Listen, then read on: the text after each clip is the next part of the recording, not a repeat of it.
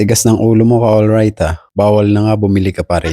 Bakit nga ba sa kabila ng paghigpit sa paggamit ng mga electric scooter sa mga pangunahing kalsada dito sa Croatia, ay nagawa ko pa rin bumili ng electric scooter? Simple lang naman yan. Wala lang, trip ko lang kasi bumili nito. Okay, seryoso na tayo, alright. Dito sa amin sa Yastribarsko ay mahigpit na din sa paggamit ng electric scooter. Kailangan nga ay nakasuot ka na ng helmet kapag ikaw ay sasakay sa iyong electric scooter. Dahil kapag natyempohan ka nga ng mga pulis, sigurado ticket talaga ka alright. Dito sa amin ay 15 euro, hindi ko lang alam sa ibang lugar mga ka alright. Kung same ba or magkakaiba ng presyo ang violation ticket. Paki-comment mo naman dyan sa ibaba ka alright kung ikaw ay natikitan na, kung taga saan ka at magkano ang halaga ng ticket na inisyu sa'yo. So ayun, oo, 15 euro nga ang halaga ng ticket para sa paglabag dito ka alright. So ayun, balik tayo sa issue, ang dahilan kung bakit binili ko pa rin ito kahit binagbabawal na So alright, ang dahilan ay nahihirapan nga ako mamili sa grocery dahil nga sa schedule. Ang schedule ko kasi ngayon ay panggabi, so mahirap para sa akin na mamili sa umaga dahil nauubos nga ang oras ko dito. Sa pagdating ko galing sa grocery ay naghahanda pa kasi ako ng pagkain at ng aking pambaon. So kung ako ay naka-scooter ay mabilis para sa akin na makabalik sa accommodation galing sa grocery. So meron pa akong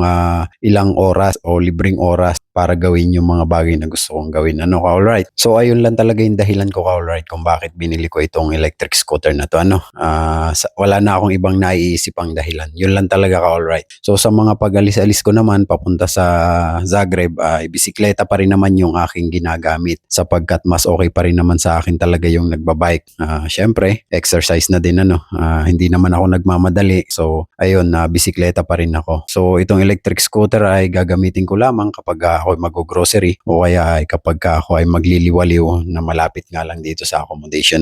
So wala naman akong balak na dalhin ito sa Zagreb City. Alright, o kung saan man labas ng Yastribarsko. Kukirin M4 Max nga ang aking nabiling electric scooter ka alright. Sabi nga nila ay matatag daw ito sa mga paakyat, kaya ito ang aking kinuha dahil may maliit na paakyat nga dito sa aking dinadaanan papunta at galing sa grocery. Lalo na at may dala-dala pa ako na pinamili ko na medyo may bigat din ng kaunti ka alright. So para sa akin ay swak na swak itong M4 Max na to ka alright.